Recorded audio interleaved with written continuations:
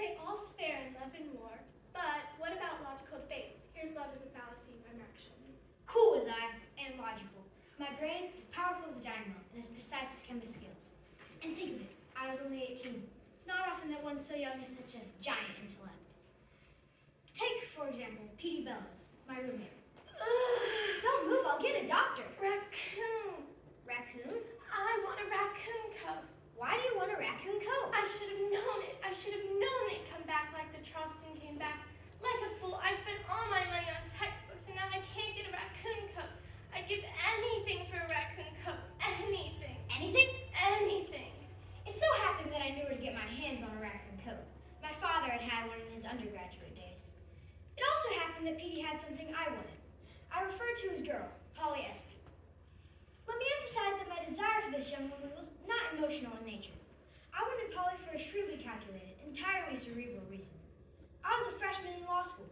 In a few years, I'd be out in practice. I was well aware of the importance of the right kind of wife in furthering a lawyer's career. Successful lawyers I had observed were, almost without exception, married to beautiful, gracious, intelligent women. With one omission, Polly fitted these specifications perfectly. Beautiful she was, gracious she was, intelligent she was not. In fact, she veered in the opposite direction. But I believed that under my guidance, she would smarten up. At any rate, it was worth a try. It is, after all, easier to make a beautiful dumb girl smart than to make an ugly smart girl beautiful. Petey, are you in love with Polly Espy? I think she's a king kid. I don't know if you'd call it love. Why? Nothing. Where are you going? Home for the weekend.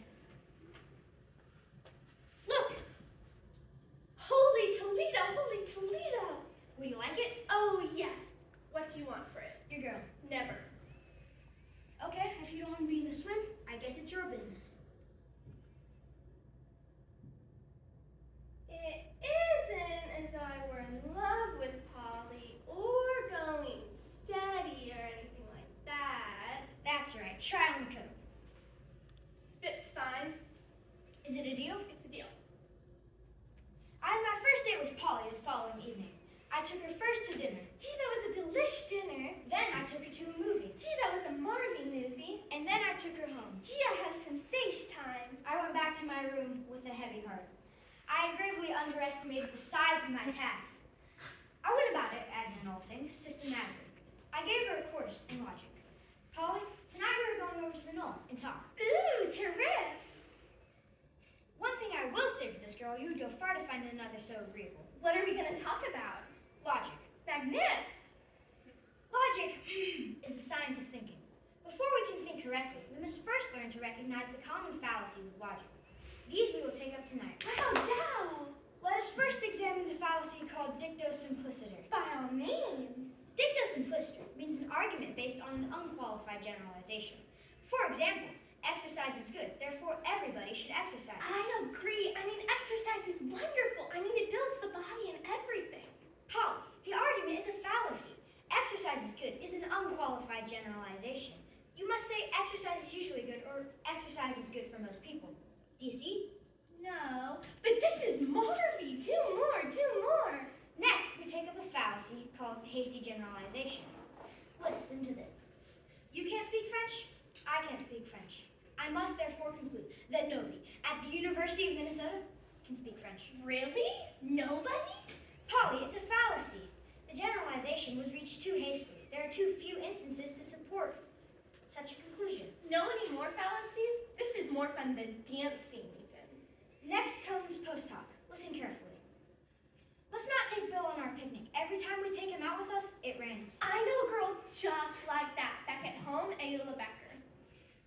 Polly, it's a fallacy. Ayula Becker doesn't cause the rain. She has no connection with the rain. You're guilty of post hoc if you blame Ayula Becker. I'll never do it again. Are you mad at me? No, Polly, I'm not mad. Then tell me some more fallacies. All right. Let's try Agnes' accordion. Listen closely. A man applies for a job. When the boss asks him what his qualifications are, he replies that he has a wife and 6 children at home. The wife is a helpless cripple. The children have nothing to eat, and winter is coming. Oh, this is awful! Yes, it's awful, but it's no argument. The man never answered the boss's question about his qualifications. Instead, he appealed to his boss's sympathy. He committed the fallacy of ad misericordiam. Do you understand? Have you got a handkerchief?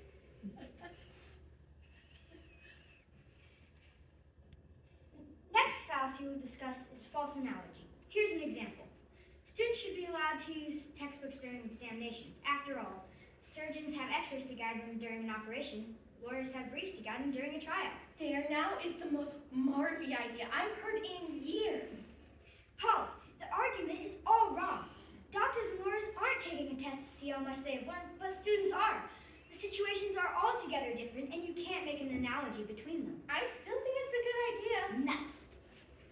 Next, we'll try hypothesis contrary to fact. Sounds yummy. Listen, if Madame Curie had not happened to leave a photographic plate in her drawer with a chunk of pitchblende, the world today would not know about radium. True. Polly, the statement is fallacy. Maybe Madame Curie would have discovered radium at some later date. Maybe somebody else would have discovered it. You can't start with a hypothesis that is not true and then seek to draw any supportable conclusions from it. The next fallacy is called poisoning the well. How cute! Two men are having a debate. The first one gets up and says, "My opponent is a notorious liar. You can't believe a word he's going to say." Now, Polly, think hard. What's wrong? It's not fair. It's not one bit fair. What chance has the second man got if the first man calls him a liar before he's even begun? Right. 100% right. Polly, I'm proud of you. Oh, stop. You see, my dear, these things aren't so hard. All you have to do is concentrate. 5 grueling nights listed, but it was worth it. I made a logician out of Polly. The time had come to change our relationship from academic to romantic. Polly, tonight we will not discuss fallacies. Oh, gee. My dear, we have now spent 5 evenings together. We have gotten along splendidly. It is clear that we are well matched. Hasty generalization. I beg your pardon. Hasty generalization. How can you say that we are well matched on the basis of only 5 dates? My dear, 5 days is plenty. After all, you don't have to eat a whole cake to know that it is good. False analogy. I'm not a cake. I'm a girl. Polly, I love you. You're the whole world to me. But please, my darling, say that you will be steady with me, for if not, life will be meaningless. At misericordium. Well, you certainly have learned your fallacies. You're darn right. And who taught them to you, Polly? You did. So you do owe me something, don't you? If I hadn't come along, you never would have learned about fallacies. Hypothesis contrary to fact. Polly, you mustn't take all these things so literally. I mean, this is just classroom stuff. You know the things you learn in school don't have anything to do with life. Dicta simpliciter. Will you or will you not go steady with me? I will not. Why not? Because this afternoon I promised Petey Bellows that I go steady with him. That rat? You can't go out with him, Polly. He's a liar. He's a cheat. He's a rat. Poisoning the well and stop shouting. I think shouting must be a fallacy too. All right, you're a logician. Let's look at this logically. How could you choose Petey Bellows over me? Look at me. Brilliant student. A tremendous intellectual. Can you give me one logical reason why you should go steady with Petey Bellows? I certainly can. He's got a raccoon coat.